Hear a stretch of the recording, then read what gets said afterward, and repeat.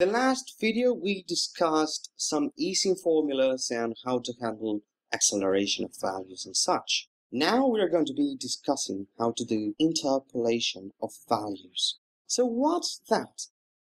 Well, let's suppose we have a series of points in space. Let's remember that unlike vectors, points do have a position in space. So we need to trace a path, we need to go through all these points. So if we just used lines, this is what we would get. And this is quite rough. We want to smooth out the path that we are taking. So we're going to call each one of these points control points.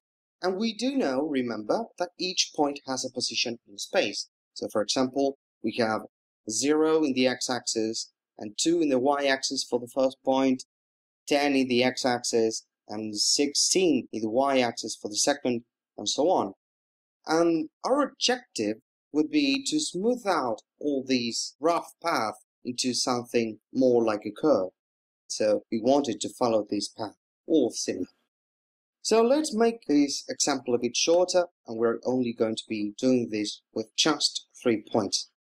Now that we have this information, point 1, point 2, and point 3, the value on the x-axis and on the y-axis, we're going to be applying this formula. This formula is called the quadratic Bézier curve. This is an image taken from Wikipedia where you can see the entire formula.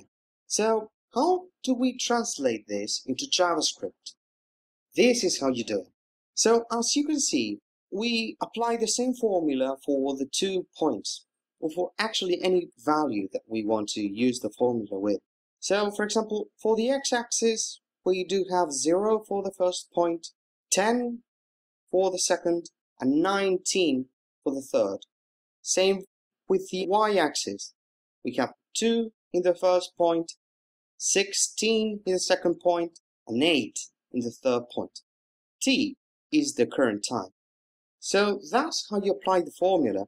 This is actually a literal translation of this mathematical language to JavaScript. But let's take a look at that piece of parameter, that parameter there. It says that where time is between 0 and 1. So what is it talking about? You probably must remember from the easing example that we have time, which was the current time, and the total duration of the animation. In this case, it's just the same. But what this is asking for is a value of the current time between 0 and 1.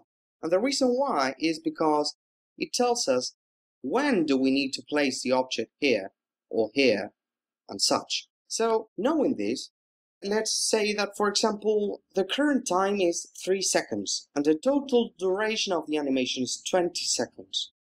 So in this case, there's a very easy way to handle this, which is to use this sort of simplification of clearing x. So if we have 100, where 20% is 100, and 3% we actually don't know how much that is, we would need to multiply 3 by 100 and divide the result by 20, therefore clearing x, which returns 15%.